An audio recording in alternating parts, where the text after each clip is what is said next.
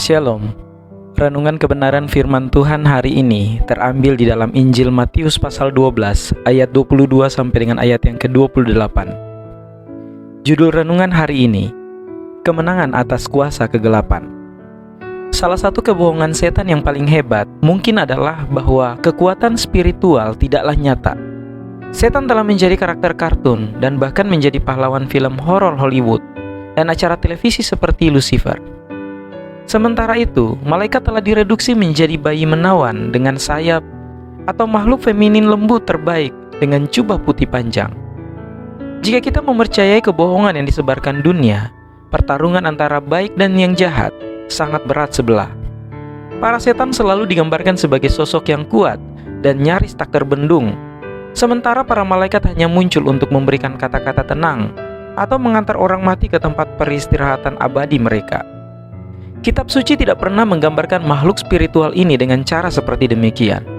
Di seluruh kitab suci, setan dinyatakan berada di bawah otoritas Tuhan, sementara malaikat yang juga berada di bawah otoritas Tuhan selalu digambarkan sebagai pria dan prajurit. Bacaan hari ini hanyalah salah satu dari banyak referensi tentang Yesus mengusir setan dari banyak orang. Orang-orang yang melihat keajaiban ini tidak perlu diyakinkan tentang keberadaan setan. Nyatanya, hal itu tidak pernah ditentangkan, bahkan oleh orang Farisi. Yang diperdebatkan adalah bagaimana Yesus bisa memiliki otoritas atas antek-antek setan. Entah bagaimana, dari generasi ke generasi, keajaiban dilihat sebagai trik sulap. Malaikat dan iblis telah diturunkan ke dalam fantasi dan tahayul. Namun, pendapat kita tidak membuatnya menjadi suatu kebenaran. Ada dunia spiritual di sekitar kita. Dunia ini terbagi menjadi baik dan jahat, terang dan gelap. Mengabaikan alam spiritual berarti menempatkan diri kita pada posisi yang kurang menguntungkan. Alkitab menjelaskan bahwa malaikat dan setan itu ada. Yesus menghabiskan sebagian besar pelayanannya di bumi untuk mengungkapkan kendali dan kuasanya atas setan. Ketika kita membaca kisah-kisah ini, kita tidak dapat menyangkal kebenaran yang kuat yang Allah perintahkan untuk dipatuhi, bahkan oleh kegelapan yang paling gelap sekalipun. Bahkan legiun setan tidak dapat menolak permintaan Yesus untuk pergi. Mereka juga tidak dapat memutuskan kemana harus pergi tanpa izinnya. Fakta bahwa setan menyiksa umat manusia tidak dapat disangkal, dinyatakan pada zaman Yesus. Jika kita ingin memerangi kejahatan di dunia ini, kita harus mulai dengan mengakui kekuatan jahat yang sedang bermain. Tetapi kita harus mengakhirinya dengan menyatakan keunggulan dan kendali Tuhan atas kekuatan iblis ini. Setan tidak menahan kejahatannya karena kita meminta. Dia tidak akan terkesan oleh kita, juga tidak terintimidasi oleh kita. Dia menanggapi Roh Kudus yang hadir di dalam kita. Kita tidak boleh mengaitkan pekerjaan Roh Kudus dengan manusia biasa, atau lebih buruk lagi dengan iblis.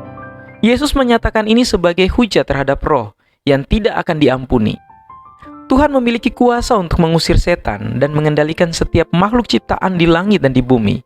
Oleh karena itu, marilah kita berdoa kepada yang memiliki kekuatan untuk mengendalikan legiun kegelapan. Marilah kita memohon kepada Tuhan yang Maha Kuasa untuk mengirimkan prajurit-prajuritnya yang perkasa, para malaikat itu sendiri, untuk berperang demi kita.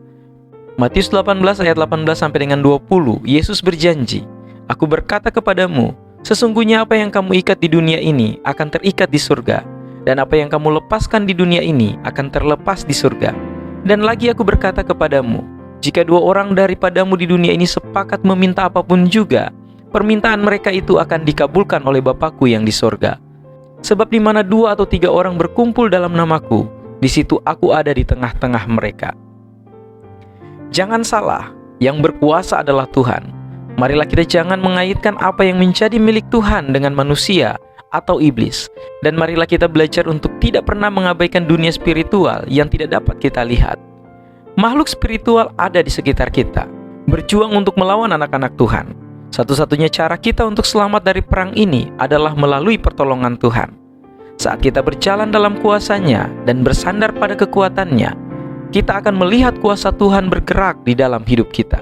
Kiranya Tuhan Yesus memberkati kita semua.